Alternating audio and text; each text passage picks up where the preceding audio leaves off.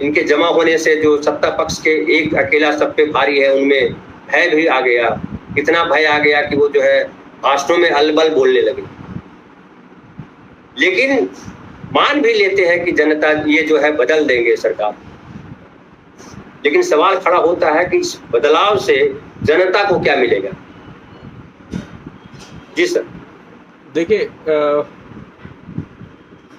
ये आपकी आवाज नहीं आ रही, अनम्यूट कर लीजिए।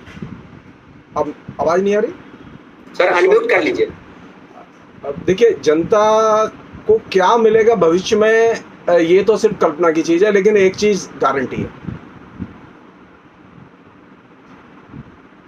कम से कम जनता को प्रोपेगेंडा से पेट भरने की जरूरत नहीं होगी। ये मैं भरोसे के साथ कह सकता हूं। कारण क्या है कि पूरा देश इंक्लूडिंग विपक्ष और सत्ता पक्ष के लोग भी प्रोपेगेंडा के शिकार हो चुके हैं। और प्रोपेगेंडा का मतलब यह है कि ये जो मॉडल अभी चल रहा है उसमें सबसे जो खतरनाक चीज हुई है वो प्रोपेगेंडा एक बड़े भाई की तरह दाखिल हो चुका है हमारे बीच में। बड़ा भाई जैसा कहे, जिसमें कि एक बुनियादी शर्त है, नरेंद्र मोदी के आने के बाद में जो पैराडाइम शिफ्ट हुआ है डेमोक्रेसी का, उस पैराडाइम शिफ्ट को बदलने की जरूरत है। वो शिफ्ट क्या है? शिफ्ट यह है कि नरेंद्र मोदी के शासन में नागरिक को कोई स्वतंत्र नैतिक अधिकार नहीं है, और ये बहुत खतरनाक शिफ्ट है। मैं एक छोटा सा उदाहरण दे रहा हूं। मैं तमिलनाडु के मुख्यमंत्री के सुपुत्र ने एक स्टेटमेंट दिया,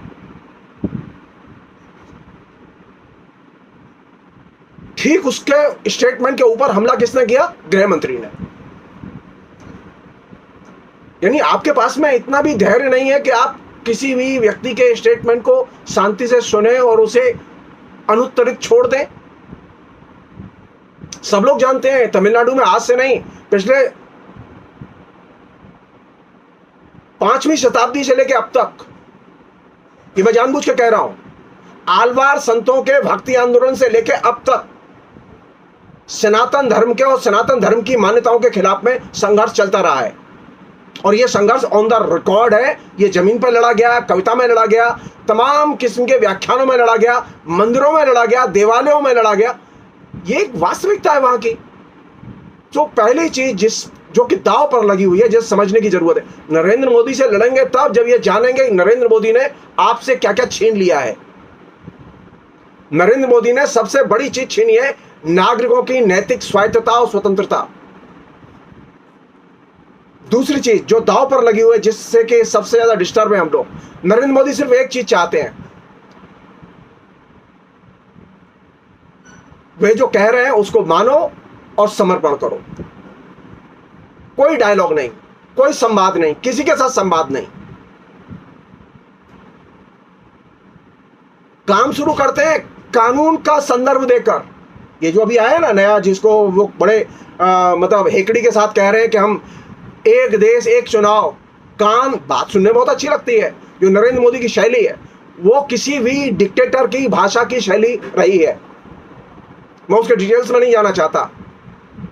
वो सरल भाषा में कहो, कानून के संदर्भ से कहो, और अंत में कानून का भंजन करो, और जनता को जटिलताओं के बारे में सोचने मत दो।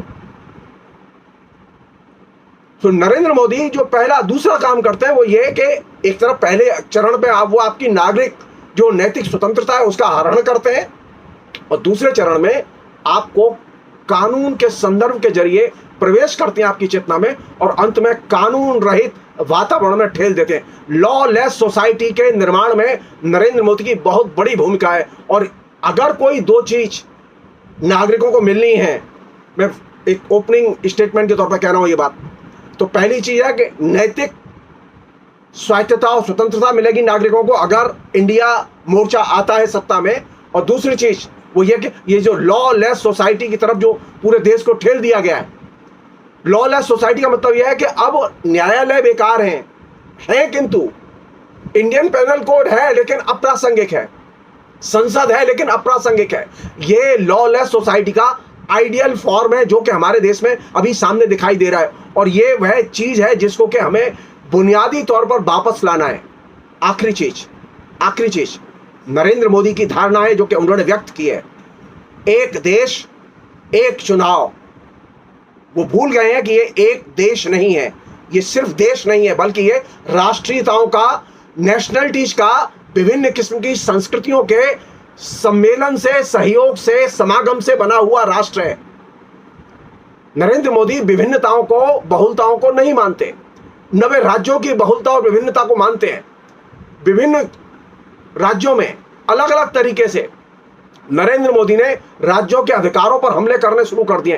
बंगाल में वे विश्वविद्यालय के वाइस चांसलरों के जरिए हमले कर रहे हैं, और बाकी राज्यों में वे जीएसटी के जो पेमेंट है जो कि राज्यों को मिलना चाहिए वह न दिया जाए, उसे डिले किया जाए, उसमें कटौती की जाए, जो राज्य का पावना है वो सही समय पर न मिले उसे, जिससे कि उसके कामकाज में बाधा पड़े।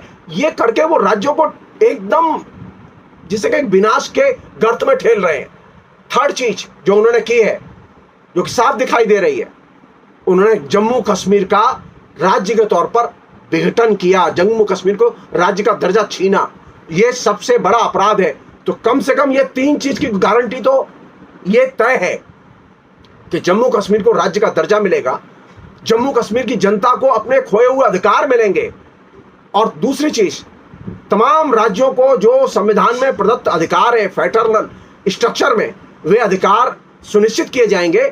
इसकी एकमात्र गारंटी अगर है तो वही है कि इंडिया जो मोर्चा जो बन के अभी आया है उसमें वो मिलेगी।